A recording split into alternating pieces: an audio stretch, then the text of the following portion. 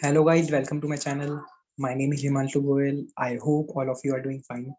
Today on 27th of February, I gave my CAP interview, which is a common interview for all the 9 IIMs, right? So this time, no GD or WAT, which is group discussion or writing ability test, happened because of the COVID thing, and interview also happened through Zoom app only. So my today was in the forenoon in the morning.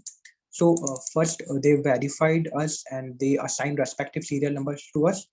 This is one of the pictures from the waiting room, uh, where I had to wait for around approx more than 1 hour. My serial number was sixth, and after approx more than 1 hour of waiting, my interview started.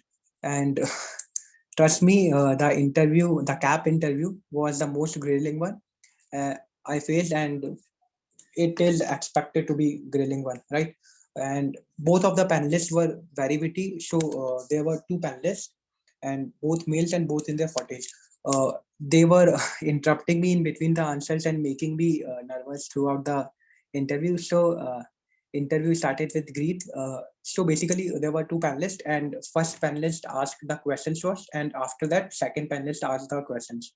Both of them didn't interrupted in between the question asking of the other one, right? First the interview started with the greet, and I said good morning to the panelist one, and the panelist one asked me with a smile that where are you, Himanshu? I said, sir, at home. Then he asked me, where do you live? I said, Jaipur, sir. He said, oh, Jaipur, which is also a world heritage site, right? Then I said, yes, sir, it got the world heritage site tag last year only. Then he asked, are you sure of last year? I said, yes, sir, I'm sure that it got the tag last year only. He asked me what other places are in other places in Rajasthan that are in World Heritage Site. I said, sir, Jantar Mantar. Then he interrupted me in between and said, World Heritage Site are given to places only, isn't it? Then I said, no, sir. It is also given to some significant locations, monuments, etc., which UNESCO think are World Heritage Site. He said, okay, and asked me again, name some places in Rajasthan.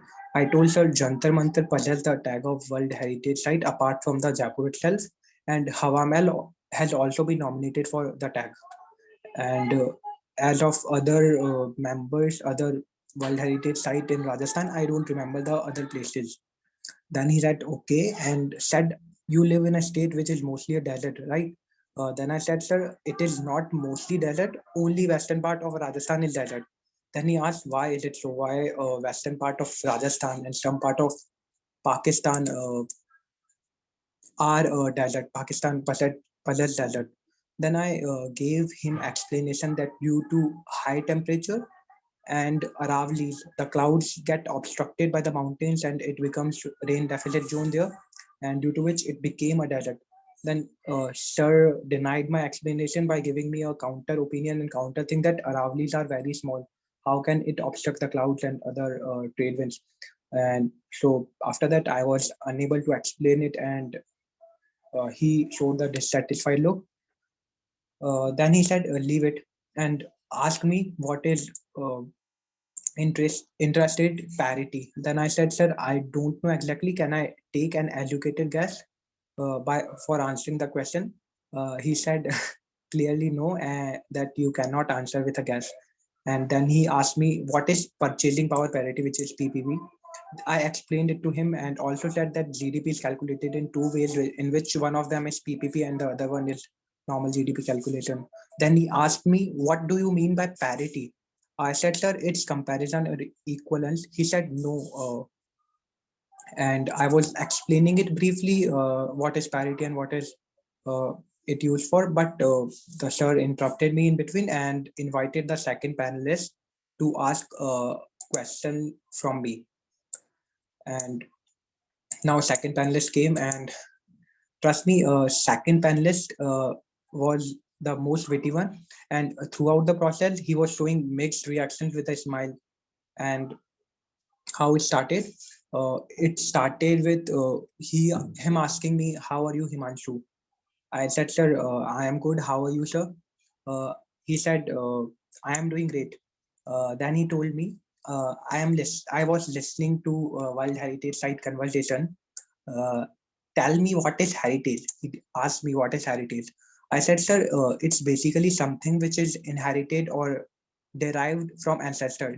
He seemed dissatisfied from my answer. So then I added to make him satisfied that a heritage can be ritual, rites, a social thing, or something like monuments and properties we inherit, which are very significant for us. So then he told me, tell me something about myself, tell me something about yourself. So I said some things as I framed the answer earlier only. And then he interrupted me in between and asked me, do you know who is Abhijit Banerjee? Uh, I said, yes, sir. He has been awarded Nobel Prize last year only. Then he said why he was awarded. I tried to explain him that due to his contribution in poverty calculation, he was awarded. But he interrupted me and asked, "Who is Amartya Sen?" I said, "Sir, he is also Nobel Prize winner." And in midway, I was explaining how he got the Nobel Prize. He said why he has been arrested some time ago. Why Amartya Sen has been arrested some time ago. So I didn't knew about the incident. So I said, sir, I don't know exactly about the incident, but he might have been arrested due to some political comment as he is one of the most ardent opposer of the present government. I took a guess there, right? So then he said, okay. And then he asked, is it okay to comment on political things that are not from your profession? I said, sir, it's totally okay, and it is also their fundamental right to express their opinions. Uh, I replied to the question he asked, and after that, he said, "In today's world, uh, the world is full of opinions on social media and other things." He then asked me, "Do you know about social media brigades?" It was an unexpected question, and he suddenly asked me, and I didn't knew about it, but I took a guess from the name that and said, "Sir, it's basically a group or community of persons who work towards attaining their agenda or supporting some political party or something of their interest." Then he said, "It should be legal then, the social media brigade thing. It should be legal then." I said, "Sir, some social media brigades works towards raising their rightful demands. For example, recently demand for employment, as we can see in that news recently, demand for employment is being raising by many persons on social media platforms like Twitter, Facebook, etc." So then he asked me, what do you think about fake news? And do you know recently during US election, uh, Joe Biden, Joe Biden's supporters, which are basically social media brigades, got banned, and who were supporting them got banned. I said, sir, I don't know exactly why it got banned, but it must be due to the kind of election tampering and propaganda allegations that has been raised in US from last couple of years in the election. For example, there were allegations on Russia's involvement in Donald Trump's US election of 2016. So that might be the reason for the banning of social media brigades, which promotes the propagandas. So here, for the first time after an answer, he seemed satisfied and said, "Okay." Now, come the most difficult part of my interview. He said to me, "Himanshu, now I will ask you a question, and it will be very important for you. So listen it very carefully." And then he asked me, "Why should we select you?" Right. Then I started my answer and said 3 to 4 lines. Then he interrupted me in between and said, "Wait, I am giving you another chance to answer a question in different way." And again, he asked me, "Tell us, why should we select you?"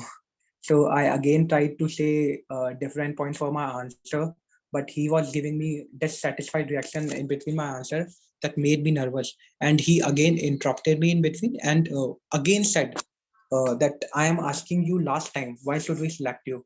I said, "Sir, can I take some seconds for thinking?" He said, "Okay." Then after some seconds, after some seconds of pause, I again started by giving him some good and new points. And again, after some points, he said, "Okay, Himanshu, stop here." And then he said thank you to me, and now the other panelist also came, and he also said thank you. Now you can leave the meeting. So that's how my interview ended, and then I left the meeting. So that was all about my interview experience, and it went for more than 15 minutes. And throughout the interview, both of them were very witty and interrupted me in answers and grilled me sometimes. They were also giving different sort of non-verbal reactions after my answer, which made me nervous sometimes. But I holded my calm and mental peace. So that was all from my side. And thank you for bearing with me. And if anyone has any queries, the floor is all yours now in the comment box down below. Thank you.